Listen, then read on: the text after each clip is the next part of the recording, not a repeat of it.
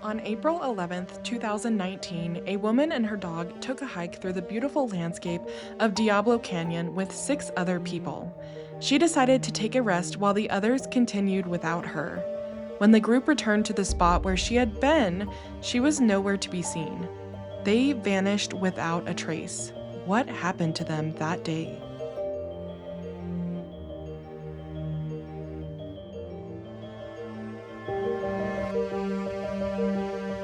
Welcome to Morbid Outdoors, the podcast that ventures deep into the shadows of the wild.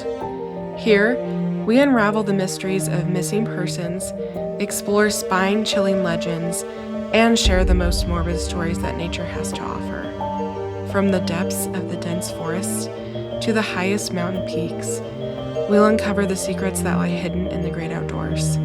Join us as we navigate the eerie, the unexplained, and the terrifying.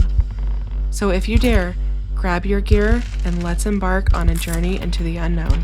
This is Morbid Outdoors.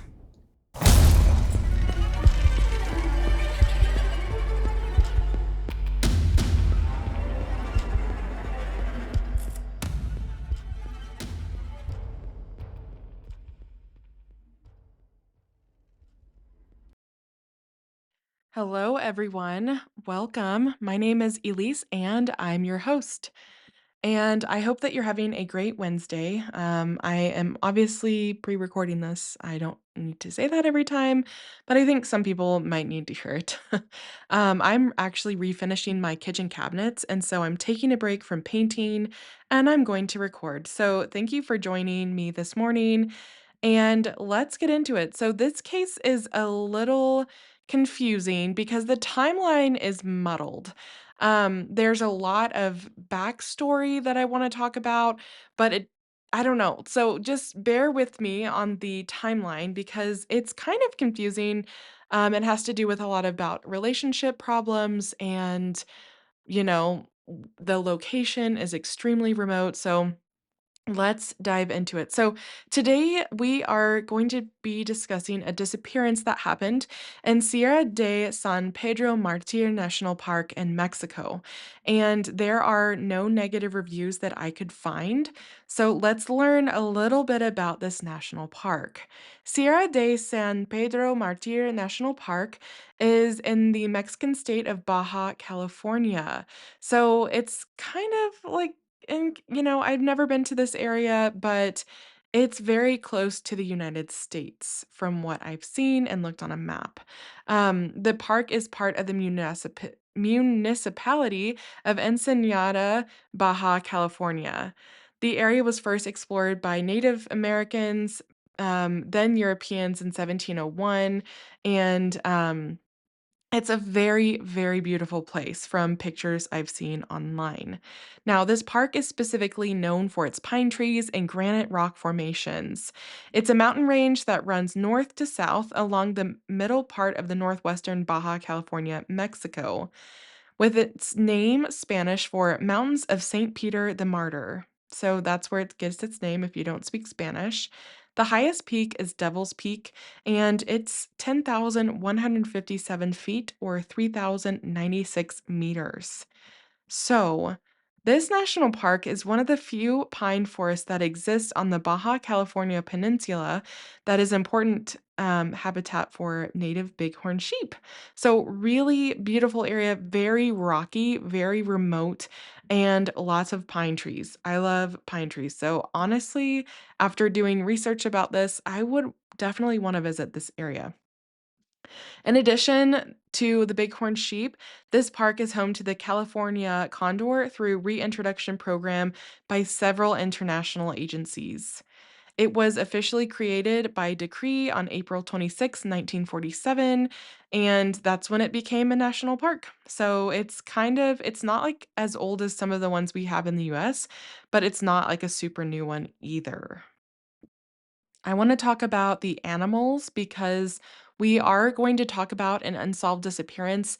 And again, a theory that's always floated is animal attacks. So let's talk about some of the animals we might see in this national park. There's mule deer, like I said earlier, bighorn sheep, cougars, bobcats, ringtail cats, coyotes, rabbits, squirrels, and more than 30 species of bats. There are no bears, so there are no very large predators except the cougars, and those are pretty elusive. Now, in terms of avian species, there's bald eagles, golden eagles, falcons, woodpeckers, black vultures, crow, and the California condor, like I said earlier. Be a really cool place to do some bird watching. Now, specifically in this national park, we are talking about Diablo Canyon, and it is also called Cañón del Diablo or Devil's Canyon or Diablo Canyon. Basically, it's another one of those places that's named after something bad. So let's talk about it. The hike that they were on, the group of people were on this day, is 3.2 miles in length, only 797 feet of elevation gain, and the estimated time to complete this trail is 1.5 to 2 hours. So, not a super hard trail, but it is very remote. This is what All Trails says. This route will take you through the Diablo Canyon within the Sierra de Pedro Mártir National Park, a natural oasis in the desert. You will need a 4x4 and or a high clearance vehicle to get to the trailhead because it is in the middle of nowhere with no roads. You have to follow dry stream beds. You can delight in the beautiful rock formations and the pools of water where you can cool off. During rainier seasons, you can also find small waterfalls. The path to the last waterfall has a rope fixed on the face of the smooth stone to help you reach it. Don't forget water and all your needs since this place is very isolated and does not have cell signal. So, I have actually, unknowing, I didn't know this at the time, but I've actually seen videos and pictures from this place that they were at, Diablo Canyon. It is beautiful. I didn't know that I was researching this place until I saw pictures. It's pretty popular, I think, in terms of like, oh, influencers on Instagram because it's like white rock and there's like a crystal clear blue river. That's you can walk, you're like hiking in the river, you can walk through the river and it looks really, really pretty. So let's talk about Catherine Hammondtree. This is who we are going to be discussing today. She was 68 at the time of her disappearance, and she was born in Seattle, Washington, but she actually moved to San Felipe, Baja California, Mexico in the late 1990s. So, despite being born and growing up in Washington, she was always keen to move to Mexico. And, in the 1990s, she said, I'm doing it. And she moved and she really loved it. Now, the town where she lived was called San Felipe, and it's a coastal town located on the eastern shore of the Baja California Peninsula, about 125 miles south of the US Mexico border. And after going to a timeshare presentation, she managed to win a parcel of land just out of the San Felipe town. So she eventually bought a property closer to the center of town, like a few streets away from the ocean, with her then boyfriend. So she was kind of doing it. So she really enjoyed Mexico and she was so excited to be living in this coastal pretty place, like tropical place, with all this nature around her. Now, when she lived in Washington, she actually worked as a paralegal, but she quickly decided to do something new when she moved to Mexico. She didn't want to be a paralegal anymore, so she was looking to kind of change it up. She moved countries. She was going to change her job too. Cat, as I'm going to call her because that's her friends called her Cat, short for Catherine. She actually opened up one of the first internet outlets in San Felipe called The Net, where people could come in and use the internet, send emails, and print materials. She also wrote a blog on a website called Cat's Corner with information about San Felipe and reporting on San Felipe news. In addition to all this, like she was definitely a busy biz girly. She was busy running this business and really becoming integrated with the community in this area. So, in addition to her blog and the Net Cafe, she began designing websites for local businesses like hotels and stores. She was an entrepreneur and she loved it. The locals called her La Gata Loca, which means the crazy cat, and she was very involved and liked the community because of her she was liked in the community because of her eccentric style doing work with the Rotary Club and Las Amigas. The locals considered her one of their own, as she did speak fluent Spanish and even got dual citizenship. She was totally immersing herself in the culture, the people, the community, and everybody knew who Kat was. She taught English to Spanish children and Spanish to adults through two different classes. So she was a huge person in the community and was loved by everybody. Now, unfortunately, in 2018, Kat had been diagnosed with liver cancer and she was receiving chemotherapy during that time. As you all know, the treatments left her weak, like they do most people that go through chemo. And her daughter, whose name is Desiree, she described her mom as a pretty tough chick, which I would go on to agree with because Kat sounds like a total badass. The lesions on her liver were lasered off, and the medical staff believed that they had removed all of the cancerous tissue, but unfortunately, they hadn't. She had issues with alcohol in the past, but it was unclear whether she had relapsed in the period before going missing. So she was having some health issues at this time. No one's sure if it was alcohol related or if it was cancer and chemo related. Now, leading up to her disappearance, her daughter said that the last time they visited, she had noticed the toll it was taking on her mother, the cancer. At this time, Kat actually decided to discontinue getting further cancer treatment as she didn't want to go through further chemo and she was letting nature take its course. So she had gone through chemo, had the surgeries. It was a terrible experience for Kat, and she decided maybe I should stop doing chemo. And so she made the decision. So, about a year later, on April 2019, Kat planned to hike with her husband and a group of people she knew through her friend Nicole. They had met a few years before and were visiting San Felipe to renew their wedding vows. They were together a few days before the hike, hanging out on the beach, and wanted to take one last scenic trip and do something together before leaving the area. They considered going to South Baja, down from San Felipe, but Nicole suggested they do the Devil's Canyon hike because she wanted to see it. I mean, it's like one of San Felipe's least known tourist attractions. I think it's gotten more popular in recent years, but back in 2019 it wasn't super popular. And this is not surprising because the terrain is challenging for most vehicles to access and there's no cell service. So you have to know exactly where you're going and have the right kind of vehicle. So, to reach this area, you have to drive down from San Felipe on mostly dirt roads for 33 miles. That's so long on a dirt road to the trailhead. Now, a 4x4 vehicle isn't necessarily needed, but you will cross a dry lake bed and sandy sections that could be difficult without a high clearance 4x4. The trail starts in an area of giant carden cactus and ascends a hill for about a quarter of a mile before the canyon begins. Now when they're on this hike, they needed to watch for cairns. I'm dying because every time I see that, I wanna say carns, but I know it's cairns, and follow the footsteps left by previous hikers. So, it's really, really remote, and it could be tricky to navigate. So, it says, "Soon they would have heard and saw the water. The water is crystal clear, but extremely cold, and even though it's beautiful, this area can be very dangerous because there's extreme temperatures and other factors that travelers should be cautious of. The United States advises Americans to exercise extreme caution when visiting the state of Baja California due to high crime levels. I'm just, I'm not I'm just literally quoting this from an article I found online, okay?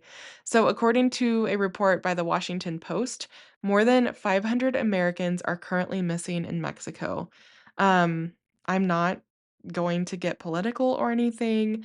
This is just something that, the United States government has said about Baja California. Now, my sister-in-law and brother-in-law and other friends and family have all vacationed in this area and they loved it. I mean, not even just for a week, like more than a week, and they loved it and had no problem. So, I think, take, things that you hear about other countries when you live in the US with a grain of salt. So when Kat and her husband Warren got to the canyon, Warren and Dave Kofer, who is Nicole's husband, they decided to stay behind with the vehicles because Dave's truck was not running correctly. So that sucks because I'm sure they're probably freaking out about how they're going to get back out of this place. Now, there were three vehicles. There was Warren's Jeep, Dave's truck, and Rick's truck. So there's quite a few people. It's not just like I'm gonna go on a hike with my husband and then I'm gonna go missing. There were multiple people here that day. The area where the vehicles were parked was not a formal paved lot, but just a dirt road with rocks and boulders removed to clear an area for parking. Now, from what's been reported, there was some tension between Kat and Warren, especially as it was meant to be their anniversary and Kat was going on this hike without him because he wanted to stay at the truck. So apparently they had broken up and gotten back together. And it would be expected that since they were back together and it was their anniversary, that they would be hiking together. But for reasons unknown, Warren wanted to stay in the Jeep, possibly because he had bad knees, but no one really knows for sure. So Kat set off with Nicole, Kevin, Kim, Rick, Kelly, and Dennis for the first set of pulls on the hike to the waterfall at the top of the trail with her dog Tootsie. So Kat and Tootsie were are the subjects of our case today. So there's Kat, Nicole, Kevin, Kim, Rick, Kelly, and Dennis, and Warren stayed at the Jeep. So they all set off, all except Warren, on this hike. And again, it's not a very strenuous or difficult hike, but it is rocky. And then you enter the canyon. And after about 10 minutes or so, at around 10 a.m., Kat told everyone that she needed to rest. And this was understandable because she, had cancer. It took a toll on her body, and she decided to stop doing treatment. Now, the place that she wanted to rest was near one of the area's beautiful pools of water, and it was ideal for Tootsie, the dog, to cool off. So Kat wasn't walking well because of a previous foot injury, which meant that she actually had broken some toes. So she is not feeling great. She needs to take a rest. Her feet are hurting. She finds this perfect spot that Tootsie can get in the water and have a little drink. And so she's like, hey guys, I'm going to sit down here with Tootsie. We'll stay. We're going to rest. Um, and the reason why I know about the foot thing is because a week before the hike, Kat wrote in a blog post on April 5th, 2019, quote, "As some of you already know, I broke two toes on my right foot, and then today a dude pulling an ice chest full of beer rolled over my left foot. No big deal on the left foot as I already had three broken toes. The right foot is throbbing as I write." So, I don't know if she had broken toes and difficulty walking, I don't know why she would go on the hike. I've never broken a toe before, but I have fractured my foot, and I know it's different, but, I mean, if I'm in pain, I don't wanna make blanket statements, but if I'm in pain, I'm not gonna go on a hike. Like, I'm gonna rest and let my body recover and heal, but Kat, she didn't wanna do that. So her family said she was stubborn and she was determined to join the rest of the group that day. Now, she told the other hikers that she would wait for them to return from the short hike to the waterfall, which was around like 90 minutes round trip. And honestly, that's kind of a long time to be by yourself on a trail waiting.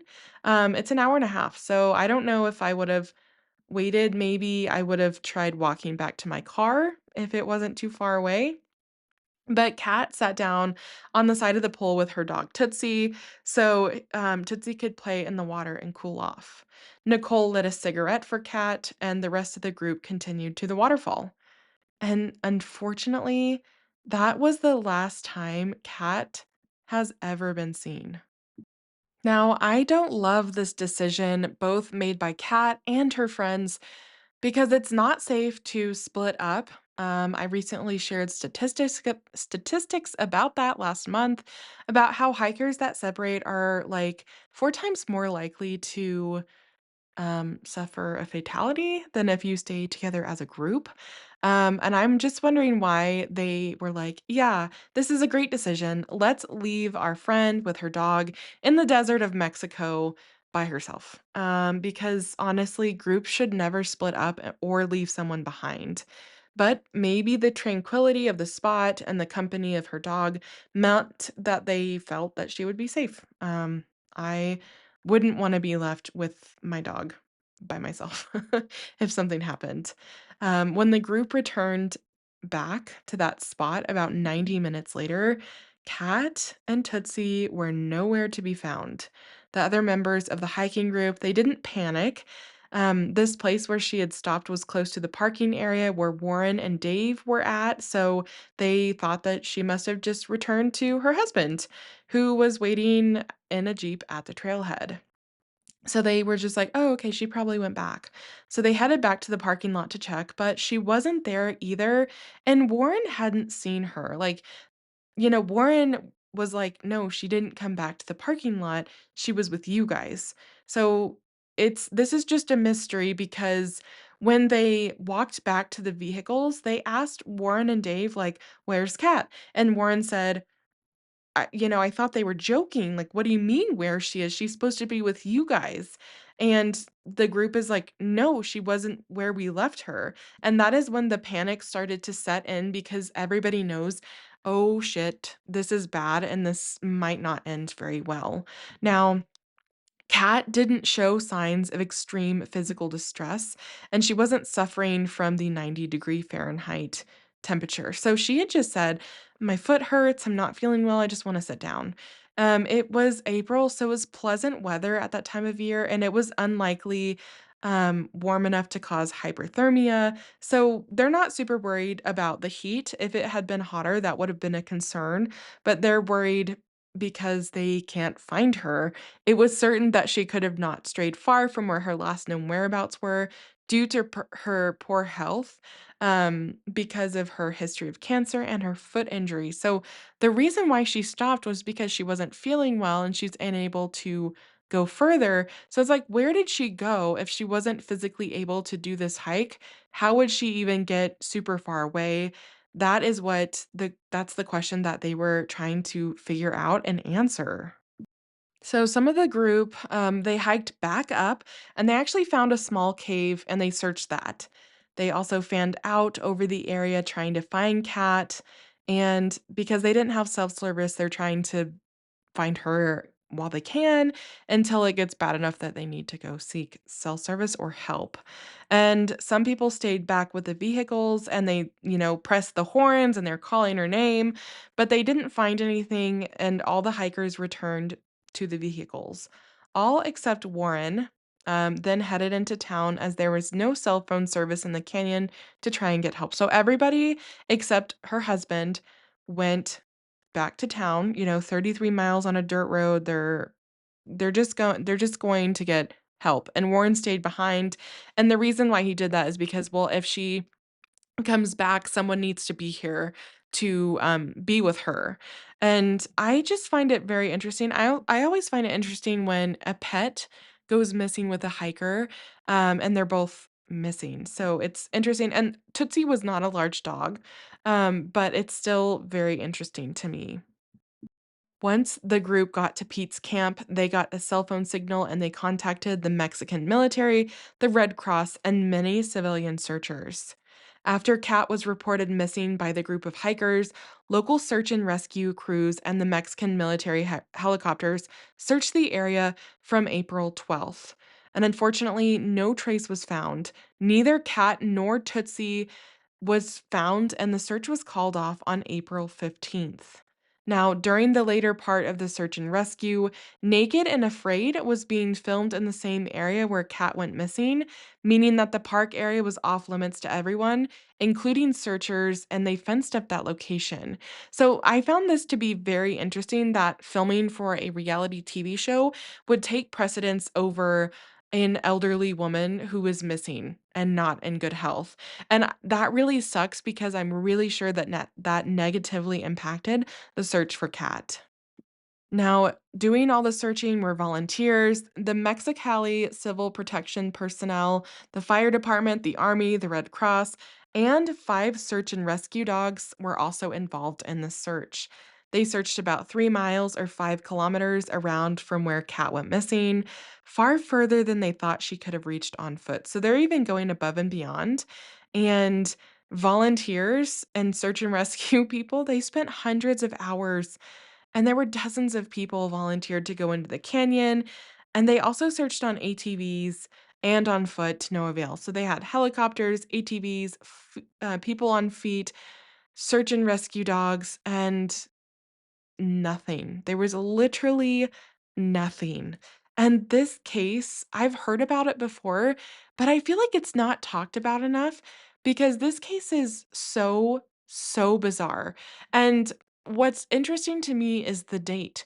Like I said, the day she went missing was the first anniversary of getting married to her husband, Warren Sunquist. When Catherine relocated to San Felipe, she had been in a relationship with a man who later passed away. She then met Warren when he volunteered at the net, and they got to know each other. So they had had a relationship for about 2 or 3 years before marrying each other in 2018. Now, Warren had lived in San Felipe since the early 2000s after a career in the military with his then wife. When Kat met him, Warren's wife had died from cancer, which is really, really sad. Now, Kat decided to move in with him, and she had an ex-coworker from the net, Luis, move into her house in town to maintain and care for the property. So she's, like she's found love. Unfortunately, he was a widow, and so they decided to move in together and then they got married. And it's just what's so bizarre about this case is what are the chances that she goes missing on what's supposed to be their first anniversary? I don't believe in coincidences, and I think that is a very interesting time, honestly, for her to disappear. Now, according to Kat's daughter, Desiree, Kat had an argument with Warren a few days before the hike in Diablo Canyon, and they actually ended up breaking up a few days before their 1 year anniversary. Kat moved her belongings back into her house in town, and she was very upset. Her and Desiree spoke on the phone the next day or two, and they decided Kat and Warren decided to get back together because Kat didn't want it to end the way that it had. So I find it very interesting that an older couple who are very experienced with life had some sort of fight. And then they decided to break up super quickly before a year of them being married. That seems like something that a young couple would do and not an older couple who are very experienced. So I'm thinking that this fight must have been about something pretty major for it to cause that sort of reaction very quickly. And the reason, apparently, now this is allegedly, that there was a breakup.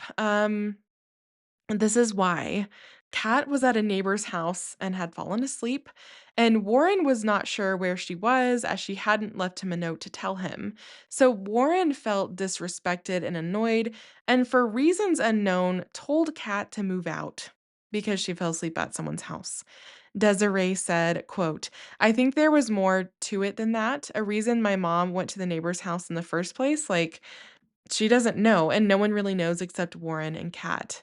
Now, Warren and Kat seem to have resolved their differences before Kat disappeared, and she was going to move back in with him, although most of her belongings hadn't been moved back by the time she disappeared. Because it was like, a few days before, he told her to leave, she left, they got back together, she was going to move back in, but she goes missing. So I find it very, very suspicious. So, back to the search. When the cadaver dogs were taken to the canyon and the surrounding areas, it was actually really windy and they never caught Cat's scent, which is really unfortunate. While searching, Mexican law enforcement officials found and eradicated two marijuana grows 34 miles northwest of San Felipe. So it's like, I don't know, like it might have something to do with the case, it might not. We really don't know. Now, the entire hiking group was questioned, but it is unclear if police believe that they had anything to do with her disappearance. So, like I said earlier, the search was called off on April 15th, 2019, which was only 4 days after Kat had vanished. I think that was a little too quick to call off a search, in my opinion. And at that point, the case was turned over to the state attorney general's office and they suspended the search because they couldn't find her. And that was their reasoning. We are stopping searching. We can't find her. And that's it.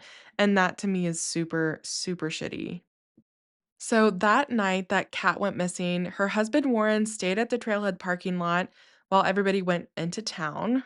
And I also find this interesting too, because I don't know, I'm just so suspicious of Warren. I'm not saying he had anything to do with her disappearance. I'm just simply stating that things are not adding up. Now, Warren was a bit older than Kat, and maybe he had been drinking throughout the day and fell asleep in his Jeep that night. I don't know. But it does seem unusual for him not to be heavily involved in the search effort immediately after his wife's disappearance. So I just think it's very interesting. Now, when Kat's daughter, Desiree, arrived in San Felipe to aid in the search, it had already been called off. And when Warren and a group had come back from their search, he had shown her a picture of a cross he had made with sticks to put up at the trail at a memorial. So Desiree was disturbed that, her mom's husband was already saying that she was dead. And the search was so short. I mean, it was only 4 days. So Desiree is disturbed by this. She's also suspicious. But Warren was involved in the unofficial search after the authorities had called it off. He and a group of friends slash volunteers went to search for Kat several times. So he's not just like, I'm giving up.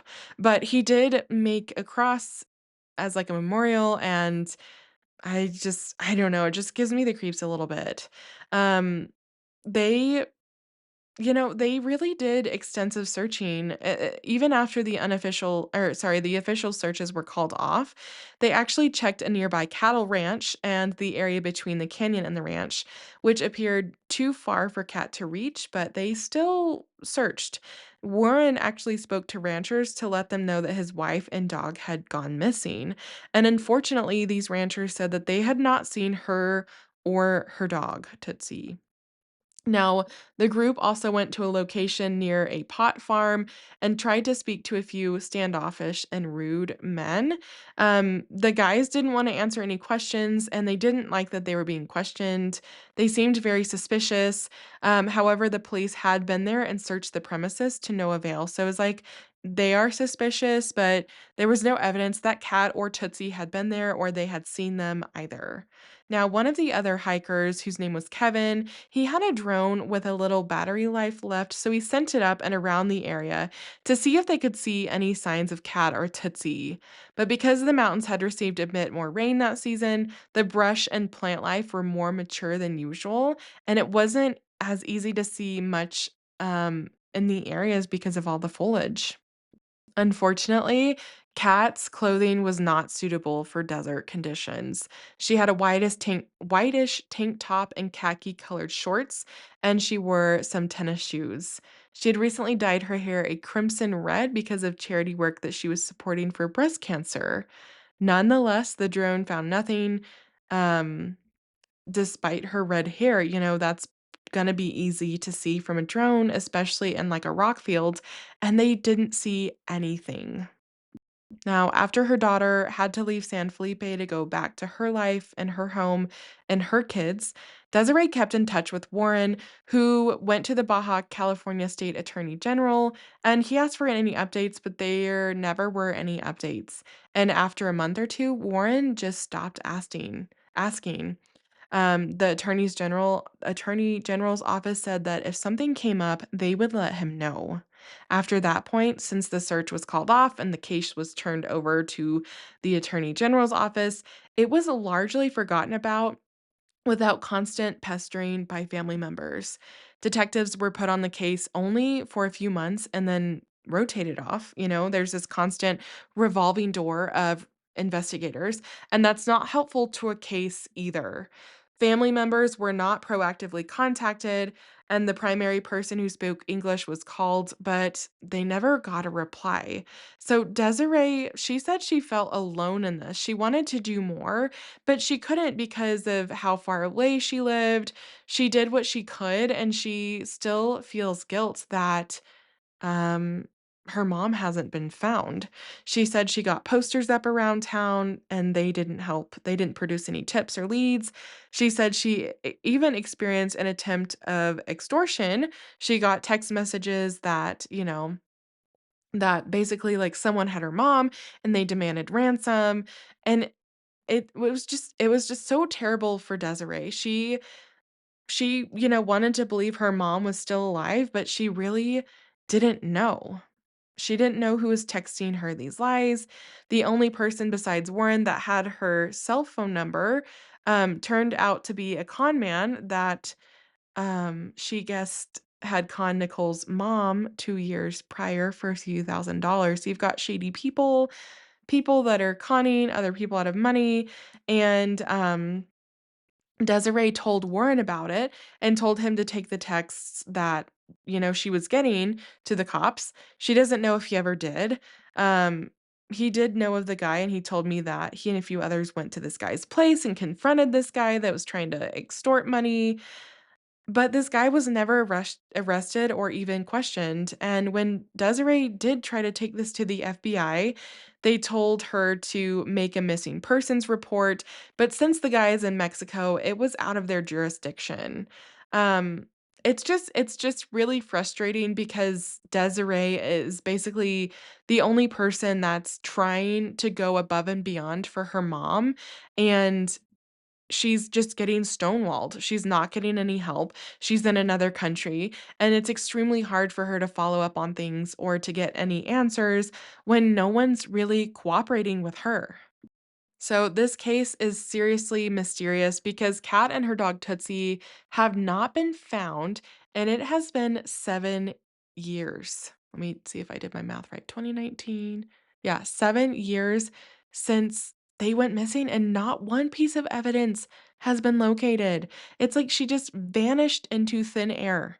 There was only a 90-minute gap between when she was left and when the group returned. So, it's like, how far could she have gotten and an hour and a half having broken toes and being weak from chemotherapy? I just I don't know. Like, search and rescue teams, they searched even further than they thought could have gone on foot, and they've never found her at all. Like, nothing has ever been found. All right, so let's talk about theories. Obviously, Kat is lost, and one theory is like maybe she needed to use the bathroom, so she wandered off. Maybe Tootsie wandered off and they just haven't found them. But honestly, she would have been found during the search. Did something happen when the group got to the pools? Are they all covering up for something? This scenario seems unlikely. However, I guess anything could happen. Her daughter Desiree doesn't think that her mom, Kat, would wander. This is what she had to say. There are videos my mom took. I have them, and you can find them online where she got lost in the desert, but she was in her sand buggy. She had a lighter, emergency water, and her cell phone to record the video, and an emergency blanket. The first video shows my mom narrating her being lost, building a fire, and being conscious that it wasn't too close to other shrubs, not wanting to catch the mountainside on fire. Checking her surroundings, finding poo. From what she'd said, it was either coyote or mountain lions. Kat said she wasn't scared. It was their territory and she loved the desert and mountains. Kat said that this is where her soul heals. So she got lost once and there's videos, and she knew to stay put and not to wander because you would get even more lost. One of the other videos shows her fire burning, and she says she might curl up in the dune buggy as there are spiders and snakes on the ground. However, Desiree doesn't think she slept much that night, if at all. She also said that, and then this is in the video, Kat is saying this, "If I don't make it out of here, I love you, Desiree." So she was in a situation previously where it could have ended very badly, but she knew what to do. She knew not to wander. She knew to stay in the dune buggy, make a fire, and she made it out of there. So Desiree is like, how far could she have gotten? She wouldn't have wandered, and if she did, how far could she have gotten? Desiree said, quote, "I know that if she had died out there instinctively, dogs would stay with their owners as long as they can, or most do, I think, until they have to get water or food. Then they will leave and search for water or food. But Tootsie has never been seen either. She had a collar on, but no leash." So Desiree is convinced that her mom didn't just wander off. She had been in similar situations and hadn't done that. So why would she start now? A member of the hiking group, Kelly Harris, told investigators that when they were coming back down from the hike in the area of a cave, they had seen sticks made into an X and then another spot that was like a K. It appeared the sticks had been placed very deliberately and that it was not there when they went up to the falls. This may have meant that Kat had indicated that she was heading down towards the cattle watering station from the farm or ranch down the road. But strangely, Tootsie was never found. Now, in other cases, missing persons with dogs often turn up later, but in this case, there was not a single sighting of Tootsie. People also suspect that Cat might have been abducted. Um, this area is very isolated, and I think the group would have known if there were other people in the area because the parking area was small and they were the only people there. So a woman being kidnapped by force surely would have been seen or heard because while it's remote and vast, it's not very well known, or it wasn't at this time. Another theory is that she was murdered by a fellow hiker or her husband. Um, I just find the murdered by a fellow hiker out here, like, I don't find it very, I don't think this could have happened. First of all, Warren was not alone at the car, so even if Kat had made it back to the car and Warren killed her and was able to dispose of her body, even though he was an elderly man, Dave was there with Warren. So, like, is that even a possibility? I just don't know. Um I don't think anyone attacked her on the trail. I just like this, it really does seem like she vanished. I mean, she just poofed into thin air. Um, I mean, it's possible that someone might have abducted her from the trail. However, I don't think it was probable. One of the hikers that had walked up the trail with Cat called Kevin, who was chatting and laughing with her. He ended up killing himself just a few months short of the first anniversary of the disappearance. So that's like, I don't know. Is that suspicious? According to Kevin's daughter, coincidentally named the same as Kat's daughter, Desiree, Kat's disappearance was very upsetting because he felt that he might have prevented her from going missing if he had stayed behind with her. So Kevin was experiencing like survivor's guilt. Which is really sad, and he did kill himself about a year later because he was like he felt so bad that this could have been prevented if he would have just stayed. So, I think a lot of people automatically think that Warren did something to her and maybe Dave is helping him cover it up, but I don't know what a motive would be because Kat had no life insurance policy and both of her house deeds were in her daughter's name. So it's not even like Warren would have gotten the houses or life insurance if she would have died. If Kat had returned to the parking area where Dave and Warren were working on the truck and something had happened, Dave would have had to cover for Warren. So I just don't think this was super probable.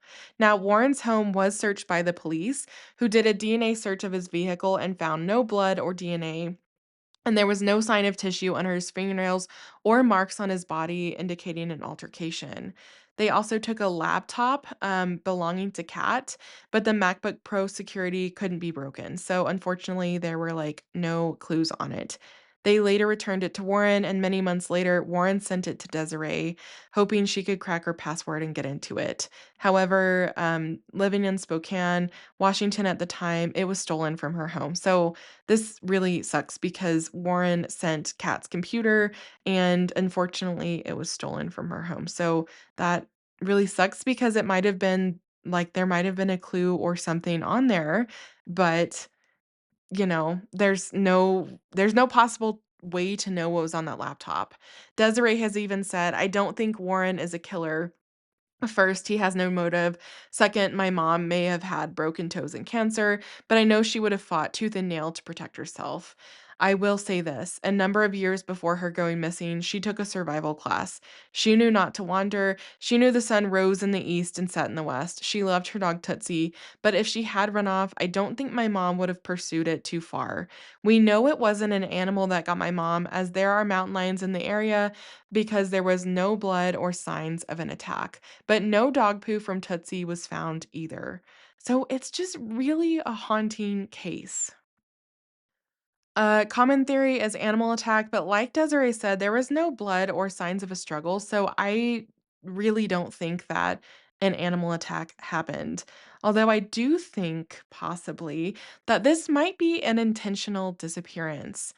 Perhaps Kat headed back to the parking lot with her dog, was picked up by someone, and left voluntarily to start a new life. I just don't know. It's like foul play, I don't think is a factor here. I mean, it could be, but after everything was said and done, I just don't think that anybody on the hike did anything because there's so many people, multiple people would have had to be in on it and cover it up. And that really isn't realistic for a lot of instances. Now, intentional disappearance is like maybe, but she didn't have her bank card or passport. So if she were planning on leaving her husband, and not returning, this would have been significantly harder because she was not prepared to do that. Um, Another theory is self-harm, like, perhaps she harmed herself. Perhaps she wasn't, going to let the cancer kill her because she stopped chemo and maybe she went off to commit suicide? I don't know. I just don't see her hurting Tootsie, but some people do this. Another theory that's floated is alien abduction or portal. Obviously, this is probably the least likely. However, when people disappear into thin air, I always jokingly, like, go to aliens, like the crazy guy, on the History Channel, because what else is there? There's no evidence of anything, and when there's no evidence of anything else, why can't we float the theory of alien abduction? There's no evidence for that either, so I don't know, some people speculate that Cat entered a portal and disappeared into another parallel universe. Another theory is that she wasn't even on a hike that day. Perhaps Kat wasn't in the area at all. Some have speculated that the hike never happened. Again, this would mean that everyone in the group was covering up something, which seems unlikely. Kat's hiking group showed a picture to the authorities, including Kat and the shadow of Tootsie. So this one is a case where it's like, if I got like 10 wishes to solve any true crime case, I would definitely want to know what happened to Kat Hammondtree in this hike. We just don't know, and I don't know if we ever will. I really hope that answers are found. I think this place is becoming more popular, and so there are more people exploring the area. And maybe one day they'll find Kat's remains and Tootsie's remains, and Desiree will get some answers. What makes Kat's case especially haunting is how many possibilities exist and how none of them fully explain what happened. Whether it was misadventure, foul play, or something far less conventional, every theory is met with the same problem. There's simply no evidence. Even years later, her disappearance remains frozen in that moment by the pool, with more questions than answers. In the end, Kat Hammondtree's story is a sobering reminder of how unpredictable and unforgiving remote environments can be. But it also hides how quickly a situation can change, even on what seems like a simple, familiar hike. For those of us drawn to the outdoors, Her case reinforces the importance of staying together, being prepared, and never underestimating the risks, because sometimes the wilderness doesn't give anything back. As always, recreate responsibly and remember, sometimes the great outdoors aren't always great. Thanks for listening to Morbid Outdoors. If you're enjoying what you're hearing, make sure to subscribe to the show on your favorite podcast platform. It's free, easy, and it helps us out immensely. When you subscribe, you get updates on our latest episodes, and it also boosts our visibility, making it easier for other curious souls to find us. Another great way to support Morbid Outdoors is by leaving us a review. Whether you're on Apple Podcasts, Spotify, or wherever you listen, a quick review helps us know what you love about the show. You can also join us on Patreon for early and ad-free content. Find us on Instagram and Facebook at Morbid Outdoors Podcast. You can email us case suggestions and your campfire stories at morbidoutdoorspodcast@gmail.com. Thanks so much for the support, and I'll see you next time.